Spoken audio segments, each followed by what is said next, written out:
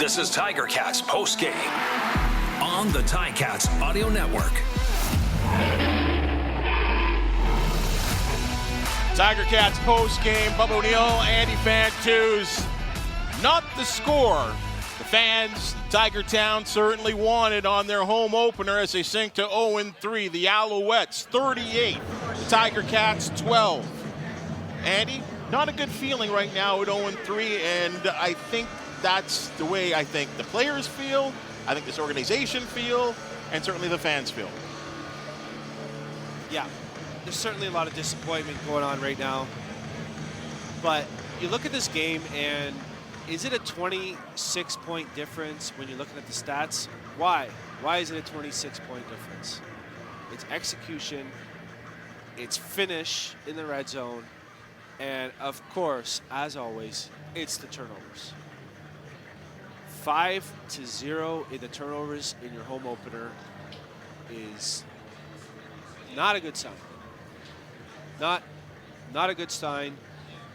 It's I think it's helpful that the bye is here and the players and fans and everyone can kind of step away, take a few breaths, regroup, because it's 0-3, but 15 games left. Lots of time to turn it around. Lots of time to make runs, make the playoffs, still find your identity. But, started the game very promising and just kept getting the field goals, and then a few big plays the other way, and then the wheels fall off.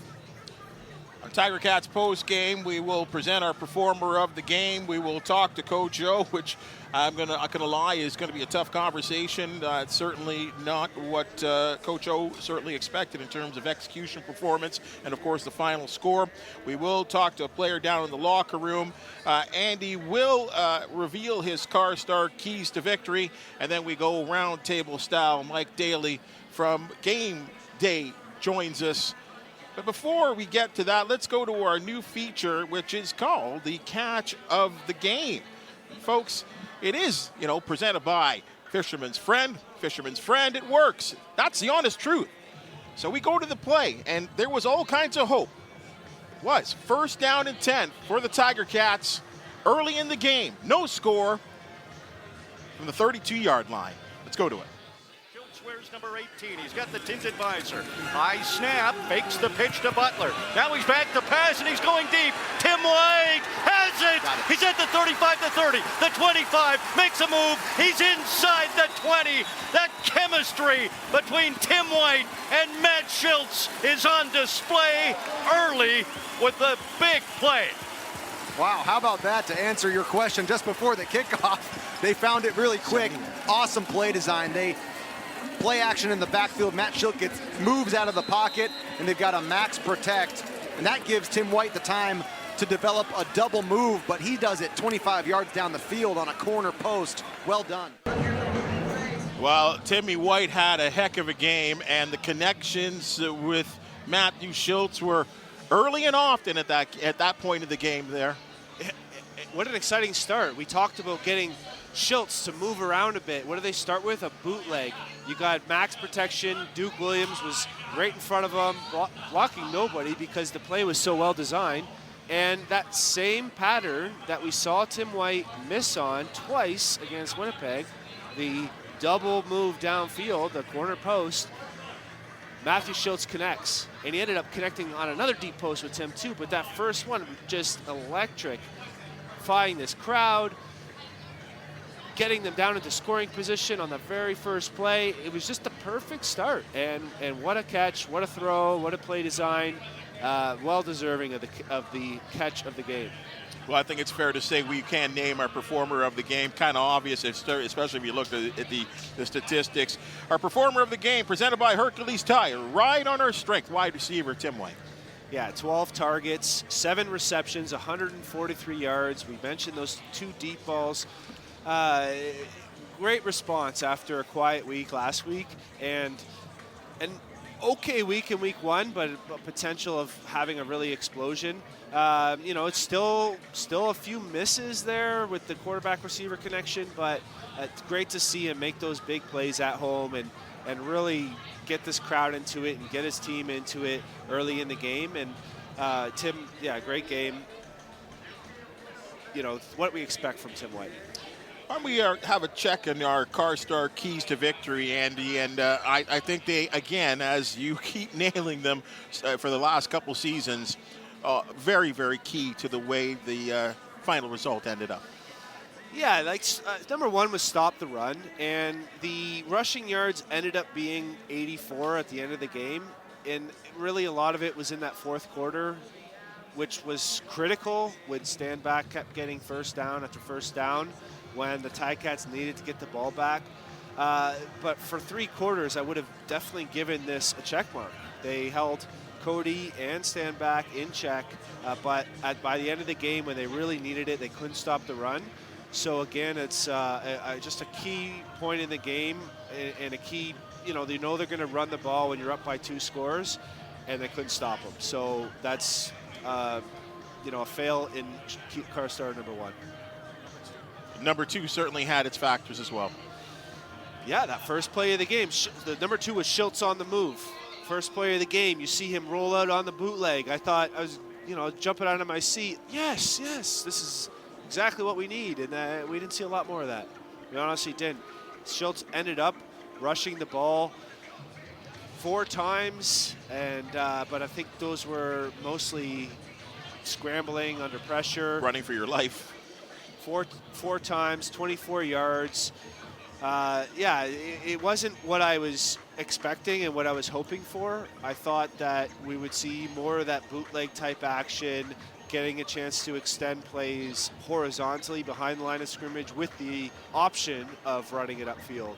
And really, there wasn't too much of it. So I was disappointed. I thought that new dynamic would be added into this offense, and it would bring, start that momentum that they could build upon. Well, we've seen Matthew run that RPO so well, and there's a number of games, and some of them against the Alouettes, where he's run for 30, 40, 50 yards. Yeah, specifically that big one, that big 50-something yarder to start the game in Montreal is a most recent memory. But like that, you gotta play to the strengths. And I just, again, I was expecting QB design runs, expecting RPOs, I was expecting more bootlegs, but the game unfolds in a certain way, and it didn't happen. Let's take some time here to go down to the coaching room. Time to check in with Coach O, presented by Access Storage. Head coach Orlando Steinauer, I'm sure 0-3 was certainly not what you had thought of earlier in this season, but yet that is the reality of the situation. How do you move forward from here? Well, you gotta dig deep. You gotta evaluate. You gotta be better than what we are. It's that simple. It's going to be a lot of work. We got the right people to make it happen. We'll do whatever we got to do. We got to reevaluate here everything, what we're doing, where we're at. What we're doing is definitely not good enough. And so the bye actually couldn't come at a better time. And we're, at this point, it's going to be looking to go 1-3. Coach, you kind of answered my question there. How important is it that you and the team get to step away at this point after a disappointing home loss? Yeah, I think the timing for that is right, but this is just a tough time, and we've got tough people, and we'll persevere through this. And it's just the hand we're dealt right now. It's reality. Hey, it's Mike Daly. What do you take from, the Ticats have been here before in past seasons, so what kind of experience can you kind of give this team on how they're able to bounce back and how you have been able to bounce back in the past? What kind of stuff can you tell them to just kind of, keep positive vibes going? Yeah, Mike, I think you hit it. It's that we've been here before. The challenge with that is just for the ones that have been here, then they can help deliver that message. And the ones that haven't, it takes a little bit longer because they haven't been through it. So that's where, leadership and veteran status comes into play for people that have been there. This isn't acceptable and flat out not good enough. But the messaging, when we get back, we'll figure out what that's going to be. Coach, a lot of frustration inside the locker room and outside the locker room. Do you have a message to the fans? What do you mean by inside the locker room?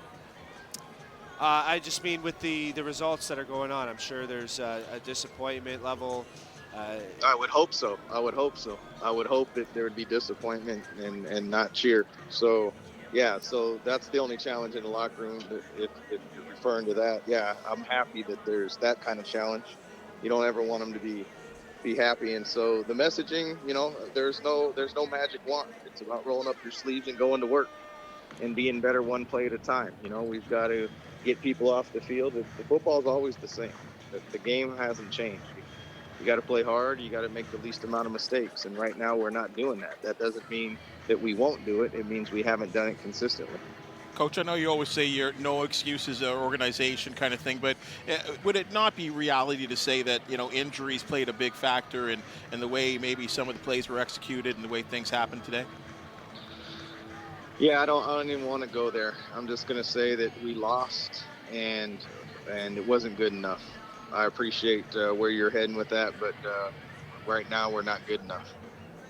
Coach O, thanks so much for joining us again. Enjoy the bye week, settle in, observe some football, and or maybe even get away from football a little bit, and we look forward to seeing you. Ottawa, and right here at Tim Hortons Field. We look forward to chatting with you in Week 5.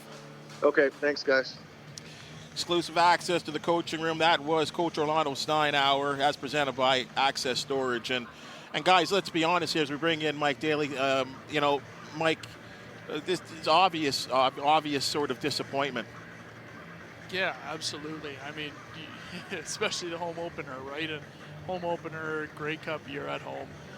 You want to get everybody involved really early. And by everybody, I mean the fans, your own team. You want to get the buzz going around. And to come out here against, a Montreal team that, was struggling offensively and to put up 38 points, it's just kind of disappointing. And, you can see that there's execution errors there, but I know there's going to be a lot of internally looking to. You can hear the disappointment in his voice, right? And, yeah. And he's a very honest coach.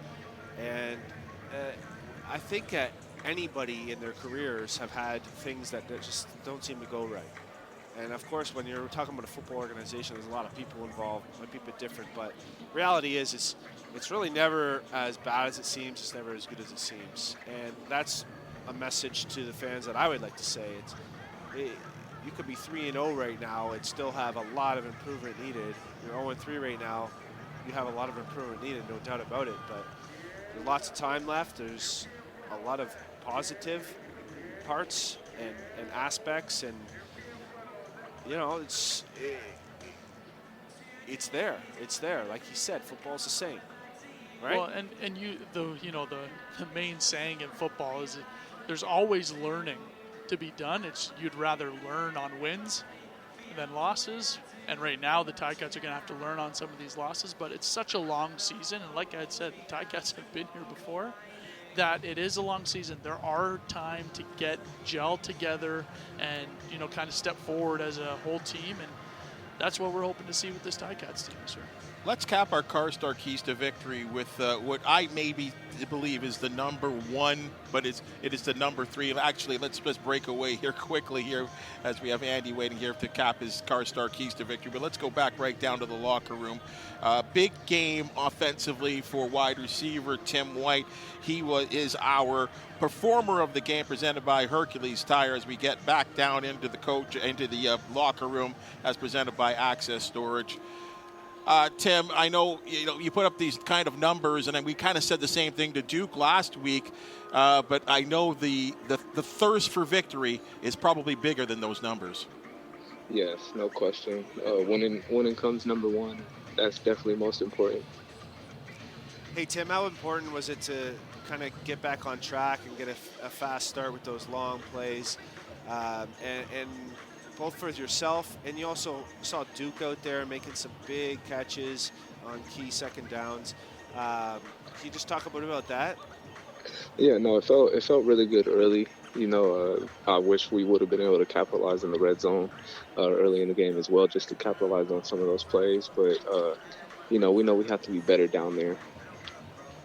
Yeah. Hey Tim, great game. Nice to see Nice to see you kind of have a breakout game this season so far. And how important is this bye for this team right now? I mean, I'm sure, not everybody's feeling great in there. How important is it to get away from football just for a little bit to kind of focus on Ottawa next week? I think it's a good thing.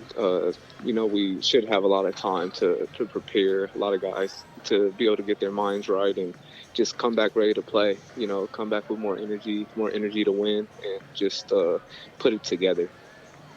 Tim, we've seen 3 games so far and a couple very undisciplined penalties late in the games. Is there anything behind that? I don't think so. I think some things we just have to deem unacceptable, and we want to be a disciplined team. We have to be way more disciplined, and hopefully coming off of this bye week, we'll put focus to that and see where these penalties are coming from. But overall, yeah, we need to knock out the penalties. Tim, the team seemed to experience and enjoy some of those deep shots, those explosion plays in the first half, and it got shut down a little bit. And I don't know if the weather had anything to do with it, but the second half, did they make some changes? No, I think it's more flow of the game. I think it's more flow of the game. I thought we did have some opportunities and we just missed. And I feel like usually when you miss opportunities, it kind of goes as, something's not happening. But I feel like it's just flow of the game, and hopefully we'll connect next time, and maybe it'll change the game. Big plans for your bye week there, Tim? No, I'm gonna be pretty locked in. Well, you enjoy whatever you do there. Enjoy that week off. Clear your head. Get ready for a big week of practice. And those Ottawa Red Blacks, I'm sure the fans will be ready and looking forward to a victory in a couple of weeks. Thank you for joining us. Yeah, appreciate it. Tim White, our performer of the game, presented by Hercules Tire. Ride on our strength. And that's exclusive access to the coaching, or at least the locker room. And we thank their access storage. So, guys, I got to get to it. The turnovers, the penalties. We have heard from players and we have heard from coaches about the repetition of things going wrong, but not just in one game, but over a long period of time. And I guess this 3 games is a big enough sample size that, I don't know, do changes need to be made? I know that's probably what the fans are thinking. You don't want to be a fan and knee-jerk, but what are you seeing, Mike? Yeah, I think you're absolutely right, Bubba, right? You preach these things enough, and you're just hoping that people are learning, taking these little learning bits from week 1 to week 2 to week 3. Now with this bye week and a little more time for these coaches to evaluate, they're going to look at these a lot more intensely. And if this happens again, it's going to be one of those things where it's like, okay, now you're just not playing anymore, right? It's going to get to that seriousness of a point because they just cannot have this and be shooting themselves in the foot in games, right? Andy, would you agree on that? Yeah, for sure. I mean, we kind of got interrupted when we had the player and the coach online there. Car star number 3 was win the turnover battle. And I'd like to go back in history and see if I could find any game in any level of football that the turnovers were 5-0 alongside of a punt return for a touchdown that the team won. And it would be shocking if that was the case.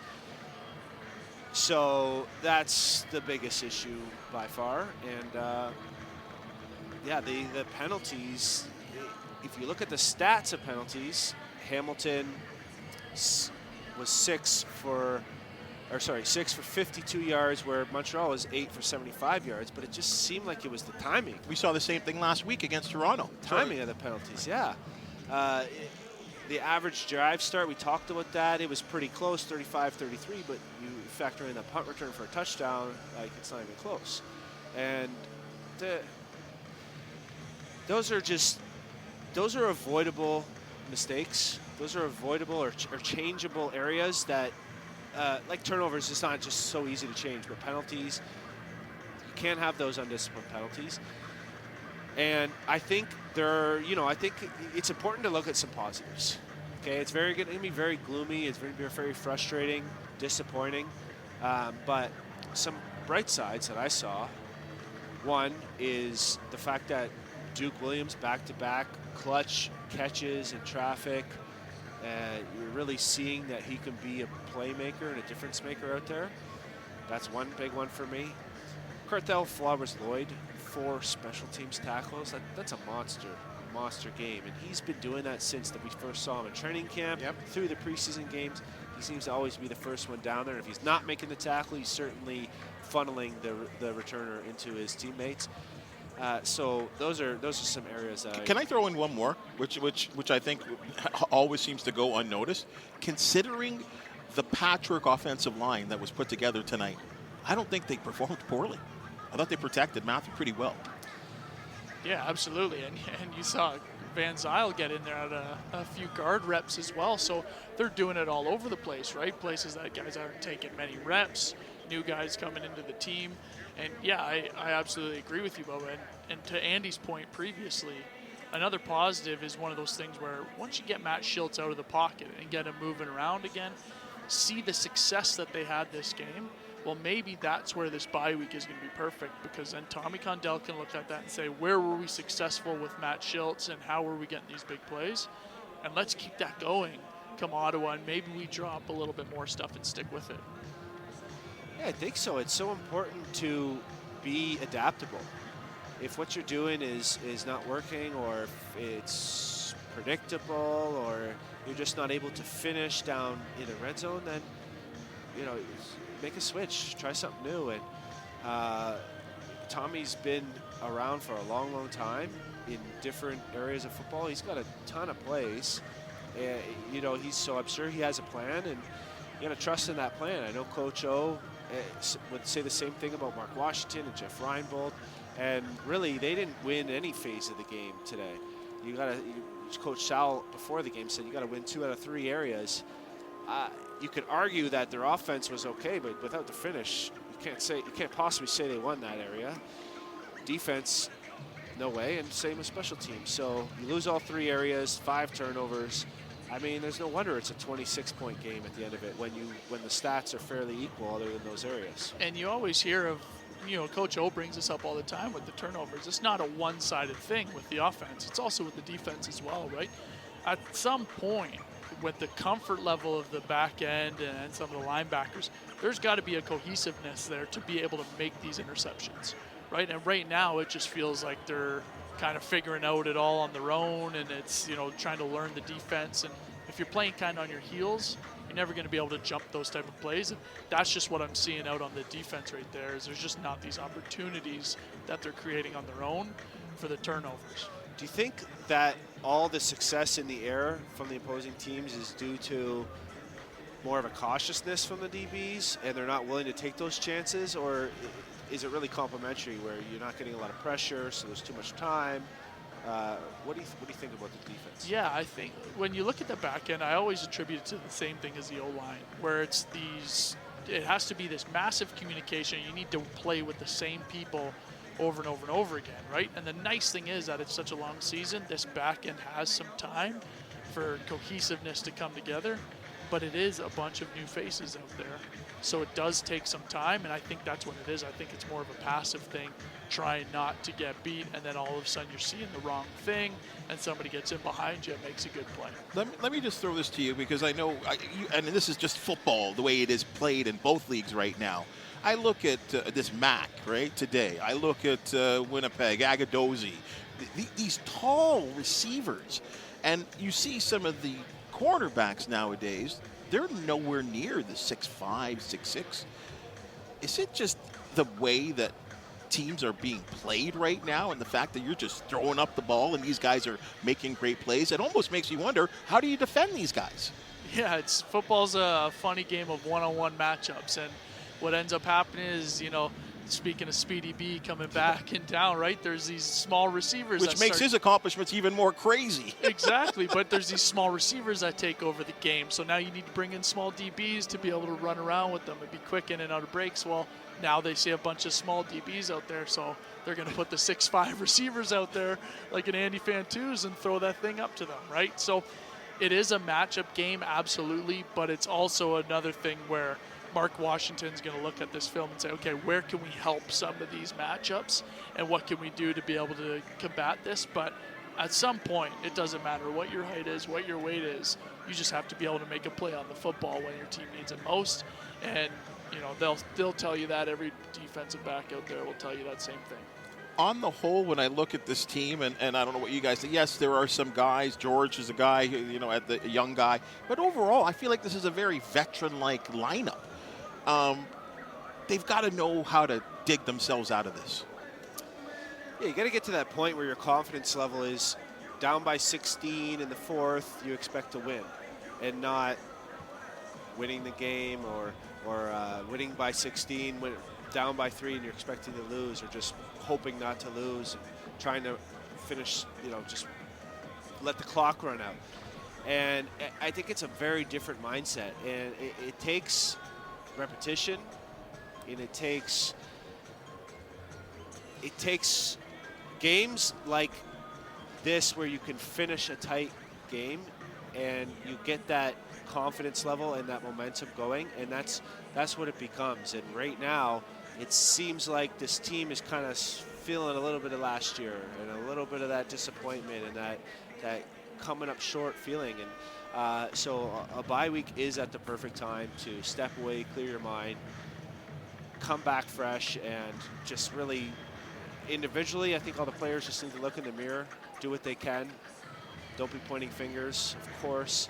And same with the coaches. Everybody's just got to be a little bit better, but come back and be united, right? Be one front and play together, and play as a team. And it's still there for the taking. Ottawa Red Blacks coming to town in a couple of weeks, and that's going to be an interesting situation. Jeremiah Masoli could be his first game back. We're not sure about his health, but they are targeting him to be ready for that game. Boy, the emotions will be running high in front of the home crowd. I know we talk about expectation from each other as players, but certainly there will be expectations from the fans. Yeah, absolutely, especially after a game like this, right? Like, I know there's a lot of buzz that was going on in the city, but again, after this bye week, it's a long, long season. I cannot stress that enough. This is a long season, so all the Ticats have to do is focus on executing one play at a time against Ottawa, right? It's so basic. It is so basic, but it is such like a focused thing where it's got to be one specific play at a time, because they can't dig themselves out of the hole just by hoping that they're going to win this next game, right? They, like Andy said, everyone has to look at themselves. What can I do a little bit better? And then do that one play at a time. For me, it always came back to fundamentals. Yeah. Anytime you have any kind of mental issue, maybe you're making physical mistakes. For me, it could be like a drop pass or something like that. It's just, you just get back to the basics. Start from the beginning. Go right back to the foundation of what you're doing, and go through your drills, your individual drills. Catching the ball, looking it in, tucking it, going like just each step of a break. Start from there, train over and over and over, and just dive your mind into the fundamentals, and then the result will come on the field. Falling in love with the jugs machine? Personally, I was never a fan of the jugs machine because I dislocated so many fingers in college from it, so I didn't really use it a lot. But yeah, if you have someone to throw to you, yeah, of course. As far as receivers, always attack the ball. Attack the ball. If you're having the dropsies, don't let your mind be your enemy. You know, don't wait for the ball and let something happen. Just attack the ball. If you drop it, so what? Let your training, trust your training, let your athleticism take over, and then you catch a few tough ones, and then all of a sudden, wow, your mind is back and on the positive side. About 20 seconds there, Mike. Yeah, I think this bye week is about perfect. It's like having a fight in a relationship where everyone needs to just step away for a little bit, think of something positive, come back, and everything's going to be okay. And I think that's what they need right now, and that's kind of the idea I'm thinking that Ticats need to think in this entire bye week. Call a timeout. Yeah, exactly. Alouettes improved to 2-0. Tiger Cats dropped to 0-3. 38-12 is the final score. Thank you so much for listening. For Andy Fantuz and Mike Daly and the fine hands that put this broadcast together, I'm Bubba O'Neill. We will be back in 2 weeks. We're going to take a bye week, folks. And you're going to join us on Tiger Cats pregame presented by Greenworks as those Tiger Cats host the Ottawa Red Blacks after their bye week, Saturday, July 8th. You want to be down here at Tim Hortons Field. Our broadcast starts at 6 o'clock right here on the Ticats Audio Network. Thank you for joining us.